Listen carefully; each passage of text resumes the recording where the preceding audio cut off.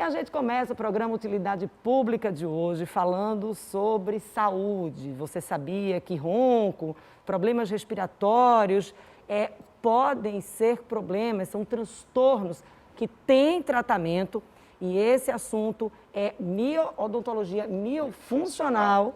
A gente conversa a partir de agora com o especialista Paulo Soares. Muito obrigado. Primeira vez aqui no programa Utilidade Pública. Isso mesmo.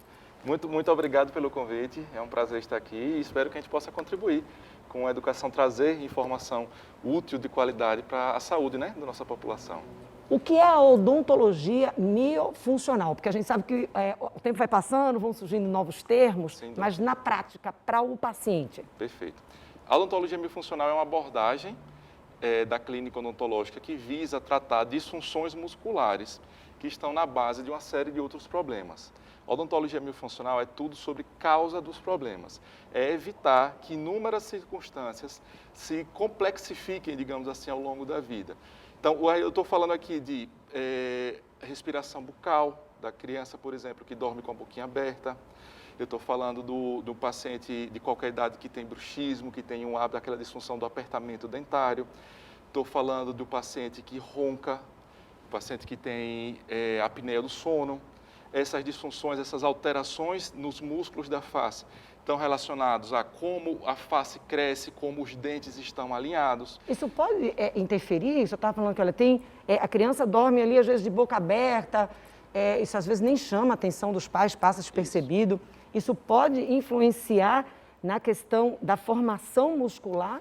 Certamente que sim. Veja só, respirar pela boca nunca é normal e natural em nenhum momento. Pode ser comum, é muito frequente que a gente perceba crianças, os nossos próprios filhos, em algum momento, com aquele hábito, principalmente à noite, de estar dormindo simplesmente com a boca aberta. A boca aberta é naturalmente uma entrada para o ar. Então, a pessoa que está com a boca aberta está fazendo esse fluxo respiratório pela boca. Se o ar vai pela boca, ele deixa naturalmente de passar pelo nariz, que não cumpre as funções de aquecimento, de filtragem, de umidificação desse ar. Então, o ar entra impróprio, digamos assim, sem o condicionamento apropriado.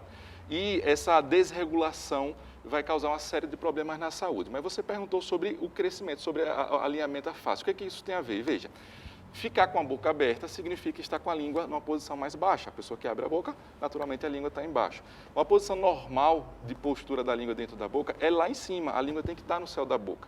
Quando a gente engole, a língua pressiona contra o céu da boca e ajuda no desenvolvimento da face. A criança que fica periodicamente com a língua baixa, com a boca aberta, ela tem alteração no crescimento da face. O rosto tende a ficar um pouco mais estreito, as arcadas dentárias ficam sem espaço, os dentes que vão começar a nascer, os dentes permanentes quando chegam, eles chegam fora do posicionamento porque o arco dentário não está crescendo na mesma proporção. Então, há uma série de alterações na posição dos dentes, no desenvolvimento da face. A criança fica sem vitalidade, aquela expressão cansada, com olheiras, muito frequentemente. E esses problemas vão sendo digamos assim, aumentados em complexidade ao longo da vida. Mas tem tratamento, por exemplo, cura? A gente pode falar em cura ou apenas tratamento? Acho que a gente pode começar por aí. Cura ou tratamento? Dependendo da idade, basicamente, porque a gente vai ter uma condição que vai ter uma série de consequências negativas por toda a vida, mas que se for tratada no momento apropriado, a gente realmente consegue a cura. Muito importante a sua pergunta, por quê? Primeiro, a gente tem que avaliar qual é a causa, o motivo por que a criança está naquela posição. Será que isso é um hábito de postura ou será que ela tem uma obstrução nasal tão significativa que impede essa passagem do ar? Então, na odontologia miofuncional, a gente trabalha muito com a interdisciplinaridade. É importante, por exemplo, uma avaliação dessas vias respiratórias por um otorrino que verifique se há liberdade na passagem do ar pelo nariz, porque ela pode precisar, em algum momento, usar a boca para respirar, porque sofre de uma congestão nasal muito séria. Mas isso não pode servir de desculpa. Se houver essa congestão, isso tem que ser tratado o mais rápido possível, porque todo mundo, em qualquer idade, principalmente na infância, por conta das consequências que vão proporcionar ao restante da vida, tem que estar de boca fechada. E aí a gente está trazendo apenas, olha, um exemplo, tá? Um caso. A gente tem vários, por exemplo, às vezes o adulto tem ali uma dor de cabeça recorrente, ronco, como você trouxe ali no início, logo da entrevista, e às vezes não sabe que isso começou de lá de trás. Lá de trás. E aí, olha, não sei o que fazer, peraí que eu vou para o neuro, e aí começa a buscar aleatoriamente especialidade. miofuncional. A pessoa precisa ir, isso é detectado no consultório de odontologia, ou outras especialidades podem encaminhar, ou a pessoa pode buscar especialmente essa especialidade. Tá. A miofuncional é a técnica, a abordagem que a gente vai utilizar para tratar esses pacientes. Mas do que o paciente sofre? O paciente vai ter dores de cabeça tensionais, aquela sensação de pressão, de peso na face, a chamada DTM, que são as disfunções da articulação temporomandibular, da nossa famosa TM, que agora, nesse período de quarentena, de pandemia que a gente está vivendo, a incidência desses problemas tem aumentado muito, muito mesmo, porque são problemas que são afetados por grau de ansiedade. Então, estados emocionais alterados, basicamente ansiedade, fazem com que a pessoa fique mais tensa, apertando mais. E essa pressão na musculatura da cabeça vai trazer maior compressão da articulação. São as pessoas que sofrem de estalos, dificuldade de abrir a boca. Aquela sensação de pedrinha, como se assim, pisando em brita. Que tem areia que a gente vai abrir, tem uma série de movimentos. Então, existe o trabalho nessa causa. Não é o problema, normalmente, não é da própria articulação, mas o problema é a sobrecarga. Existe uma pressão muscular muito grande na face, o que a gente chama de bruxismo de vigília. A pessoa está no repouso, quer dizer, ela não está em atividade, mas constantemente está com a carga de tensão e de pressão muscular muito grande. Então, existem os especialistas, existem dentistas especializados na odontologia miofuncional que podem fazer o diagnóstico dessas condições e tratá-las. A gente está buscando sempre na miofuncional entender a causa do problema, não só lidar com esses sintomas. Você falou importante, porque as pessoas começam a sofrer de um monte de situações que parecem desconexas, e resolvem hoje tomar uma medicação, um analgésico para tratar uma dor. Melhora um pouco, mas amanhã ela volta, porque a causa do problema não foi resolvida. E aí você tem um bruxismo, por exemplo, que é aquele ato de morder e ranger os dentes. Aí vai tratar o bruxismo usando a famosa placa de mordida, que é apenas um alívio para o sintoma de desgastar o dente. Essa é uma dúvida muito comum. Muita gente acaba tendo bruxismo por conta de toda essa carga que a pessoa tem ali na rotina. E está ali, mesmo em descanso, está ali fazendo pressão. E aí tem algumas exceções, por exemplo, quebra às vezes o dente, ela vai perceber isso, mas não necessariamente ela identifica o bruxismo. E aí, às vezes, chegando no consultório, quando não há essa especialidade, não há essa orientação do miofuncional, a gente ouve o quê? Não, usa uma placa, entendeu? Mas isso é uma questão mais estética, é para você evitar quebrar o dente, mas não resolve. Veja, tradicionalmente, a gente tem, a odontologia entendia o bruxismo como o ato em si, é um hábito inconsciente em que a pessoa, de forma involuntária, faz esses movimentos rítmicos, como a gente chama, faz basicamente o ranger dos dentes. Para a visão clássica do dentista, o grande problema disso é porque, obviamente, vai fazer o que você falou, fratura dente, quebra, desgasta, a pessoa quer fazer a restauração, não consegue fazer, porque se quebra o próprio esmalte do dente. Sabia que o esmalte do dente é o tecido mais duro do corpo, é mais duro do que osso. E se a gente desgasta o esmalte do dente, imagina o que não vai acontecer com a resina. Certamente vai quebrar. Só que o problema não é proteger o dente para que ele não quebre, é entender por que aquele indivíduo está fazendo esse hábito e interferir nessa base, nessa causa do problema. Então, a placa cumpre o papel de proteção da superfície dentária, mas ela não tem essa proposta de entender a causa do problema e de tratar. E aí vamos para aquele conjunto de profissionais, um faz uma parte, outro faz a outra. Isso. Partindo do diagnóstico correto, a gente vai identificar, porque a gente pode, por exemplo, precisar de um suporte, de uma terapia, por exemplo. Se a gente está lidando com um paciente que está num caso de ansiedade muito agudo, a gente vai ter que tratar isso de forma apropriada. Não é papel do dentista fazer isso, mas ele pode perceber esse quadro e fazer um encaminhamento. A ciência hoje já percebeu que o bruxismo, que é esse ato de ranger dentes, tem uma correlação muito grande com os chamados distúrbios respiratórios do sono. Em outras palavras, ronco e apneia do sono estão intimamente ligadas com o bruxismo. A sensação de quando você às vezes levanta, eu dormi, passei 10 horas dormindo, mas ainda acorda com a sensação de cansaço. O sono não tem um efeito reparador.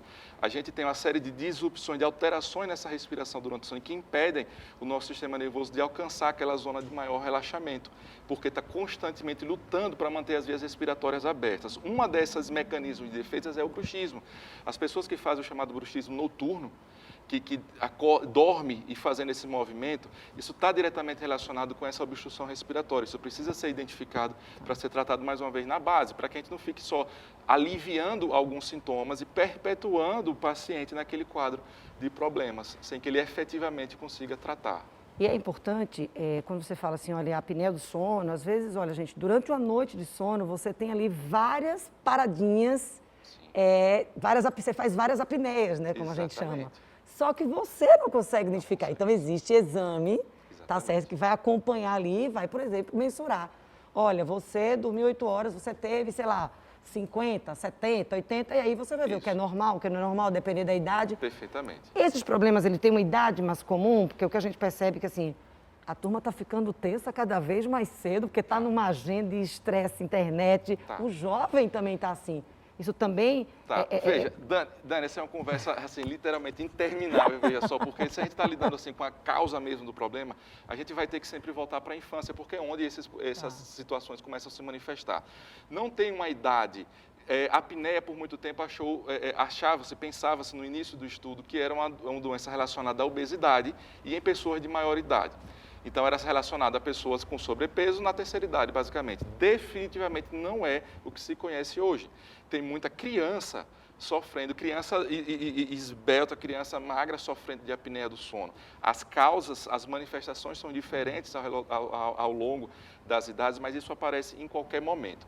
O importante é justamente saber que esse tipo de alteração ela não é normal, tende a piorar ao longo da vida e precisa ser identificado e tratado o mais cedo possível. Então, a gente faz aqui um convite, a gente trabalha com educação também, então a gente está sempre conversando com outros colegas, tanto da odontologia, quanto da medicina, quanto de outras áreas de saúde, fonoaudiologia é extremamente importante, fisioterapia é extremamente importante nesse contexto de suporte à manutenção da saúde das pessoas. Então, mais uma vez, o que a gente traz para a população é, percebam esses sinais de alteração, para que isso seja identificado sempre o mais cedo possível.